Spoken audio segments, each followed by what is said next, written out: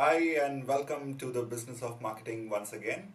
This video is a continuation of the previous video in which I had spoken about market penetration, brand penetration, and market potential.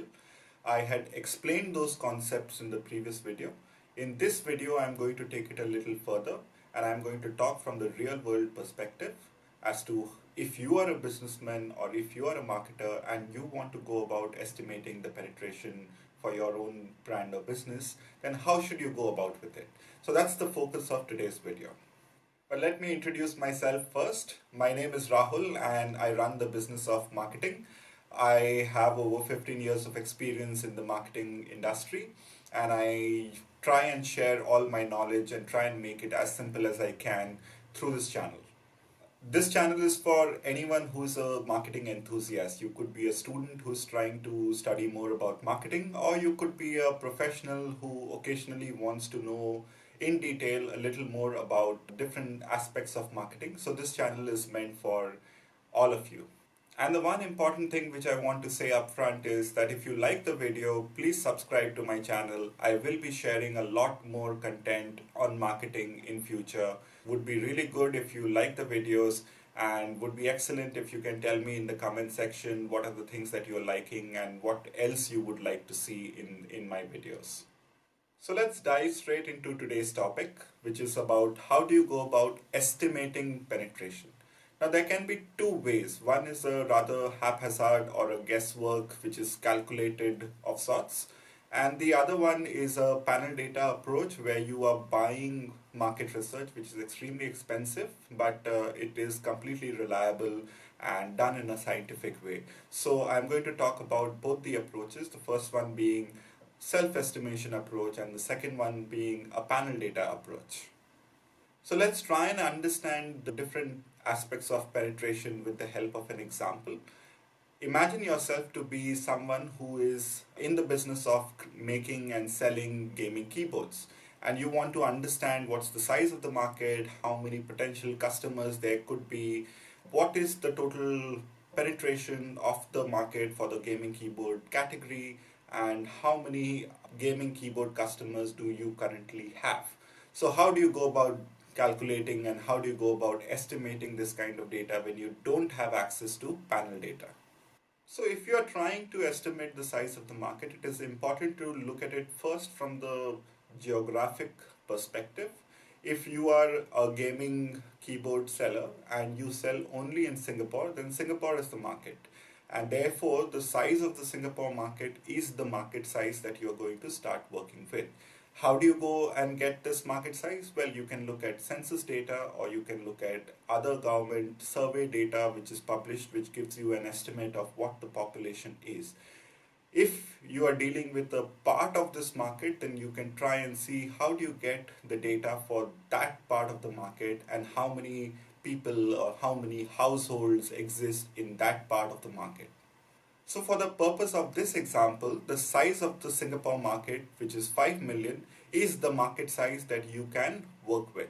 Is it the exact number? No, it's not, but let's assume it is 5 million for the purpose of this example. The next thing you would want to know is what are the potential number of customers for gaming keyboards in Singapore, or the market potential for gaming keyboards in Singapore. To do this, you will have to now shift your lens and start thinking about who exactly is your customer. What kind of people buy it, and therefore you start looking for data around that, around those attributes which define your customer. So therefore, you could look at demographic data, you could look at psychographic data, you could look at media data, you could look at all of these things to try and get a better perspective of who buys or who could potentially buy the product that you are selling, which in this case is the gaming keyboards. So for example, imagine the people buying gaming keyboards in Singapore could be 13 years to 40 years of age. They could be earning over $4,000 monthly household income, and they could be people who have an interest in gaming. So this kind of helps you, it might not be accurate, but this kind of helps you get a perspective of what is the size of the potential number of customers in Singapore market. Once you have the potential number of customers in Singapore market, you might want to go one more step further. And that's where you're trying to find the market penetration or the actual number of people who are currently a customer of gaming keyboards in Singapore market. Now, what kind of data should you look at and where do you go about looking, where do you go about finding such kind of data? So there are several sources that you can refer to. A starting point could be looking into the annual reports or press releases from the different brands which exist in the Singapore market. You could also look at the published data from the industry bodies or different sources which kind of keep an eye on the movements in the industry. You could also try and shift and look at media data, which is kind of data from, say, a portal like Facebook or Google, which gives you an estimate on the basis of interest about the number of people which exist with that particular interest. And if none of these work, you might even consider buying a syndicated report which is going to give you the exact numbers for the industry for that period of time. So that could be a one-time thing that you do where you buy into a syndicated report about the industry. So through all these sources, what you're actually trying to find is the total volume sales of gaming keyboards in 2019, in our example, in market which is Singapore. And you get that number as 300,000, and that becomes your market penetration, which is the entire category has 300,000 customers who bought gaming consoles in 2019 in Singapore. The next thing to find out will be the brand penetration or the actual number of customers for your brand in the market. You have an indication of how big the category is. Now you want to know how many out of those customers are the customers for your brand. Some of the data that you should look at is your own sales data. Sellout data would be the best source of data that you can consider for this. The things to keep in mind when you're looking at this data is what is the time frame that you're considering and what is the frequency of purchase. So when we are talking about penetration, it is the number of people, and therefore if one customer has bought more than 2-3 gaming keyboards, which is unlikely, but if that person has bought more than one, then that person should not be counted more than once. So therefore you need to try and keep an eye on what is the frequency of purchase per customer as well.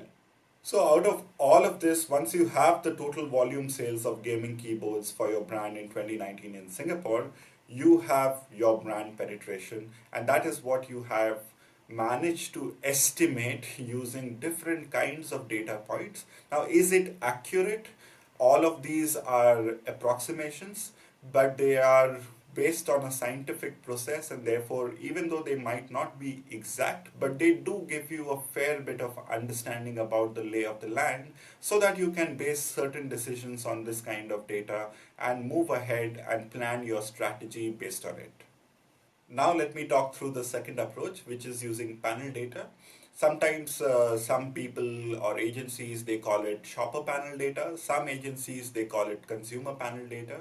But it's basically the data which you get from actual consumers and their usage behavior as opposed to data which you are getting from retail outlets. So that's the data that we are talking about.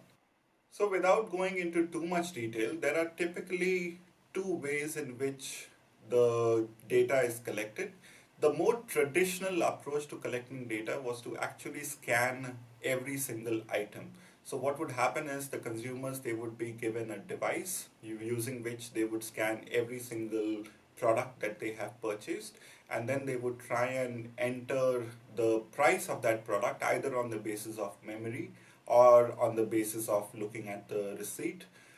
That used to be the process which is still used in some places, but it has largely been replaced by a newer process. The newer process is where you do not scan every single product. That is extremely cumbersome to do it twice. But in the newer process, what you do is you scan receipts instead of scanning every single product. So what happens is that the system is automatically able to convert the details which are there in the receipt and calculate and make the shopping list that you just purchased by itself. So that's the that is typically the model which is being used by most of the panel data agencies. There are newer ways also which are emerging, but typically this is the way in which it is done currently. So, what exactly do you get out of this panel data? Well, there are largely two kinds of things that you understand from the panel data, and there are lots of benefits out of that. But largely, the two things that this panel data provides you is the sizing data and the profiling data. Now, let me talk a little more about the sizing data first. So what are the kind of details that you get in the sizing data? You will get details about the percentage of households who are actually buying your product or service. You will get the number of buyers or the people within these households, and not just for yourself but also for the other brands in the category. You will get the percentage of money which has been spent on these purchases. You will get a buyer index and a money index, which is basically indexing it on the basis of the number of people within the household or the money spent per household. And you will get details about the number of times they have purchased. You will get details about what is the average weight of the purchase that they are making, and this becomes important especially in FMCG kind of a context where you are trying to, where you might have a lot of different SKUs for your brand. And you will also get details about how much money are they spending on their individual shopping trip. And this also helps you understand how many trips are they making and how much money are they and what's the basket size of every trip that they are making.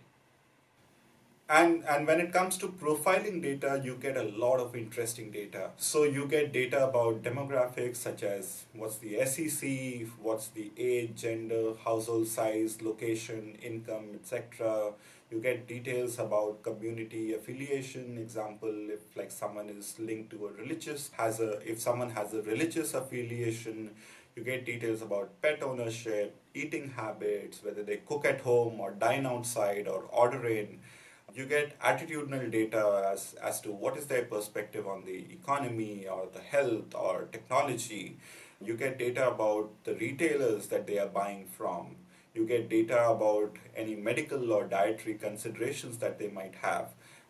You get data about media information and touch points, and you also get data about certain interests that they might have, such as like certain kind of sports or certain kind of hobbies that they might have. So obviously, when you have so much of rich data, and most of this data is extremely accurate, it's done in a scientific statistical manner. So when you have access to so much of rich data, what is the benefit? You can use it in 100 different ways. You can use it for sizing your brand and the category and the overall market. You can use the same data to try and understand what exactly is the profile of your customer or the customer of a different brand which exists in the category, or any such profiling information that you're looking for. You can understand what is the impact of your marketing efforts on the demand in the market. So every time you see that you have run a certain kind of a marketing effort, like you've run some new communication campaign, or you've run some different discount promotions or couponing or something, and you want to understand if people are buying, this is the data which gives you the right perspective about what exactly did your marketing effort do when it comes to the demand for the product in the market. You also get longitudinal data, because this data is not just something which is over a fixed period of time, but it has been collected over a long period of time, and this can tell you how your performance is improving over time. Are you gaining more customers? Are you losing customers? Are they spending more with your brand? Are they consuming your product enough number of times, or has that consumption gone down? Those kind of details. And on the basis of all of these things, you can therefore take decisions about your growth strategy. So there is a lot of things that you can do with data when you have access to data of this quality.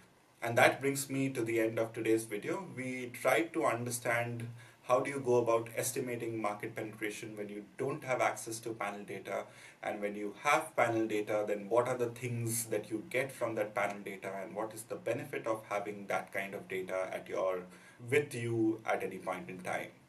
Before I leave, if you like this video or the content of this video, please hit the like button. Please subscribe to my channel. I will be doing a lot more content in future.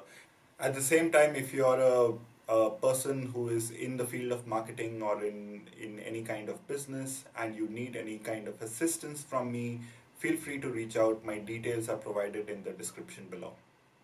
Thanks a lot for watching, and I'll see you in the next episode of Business of Marketing soon.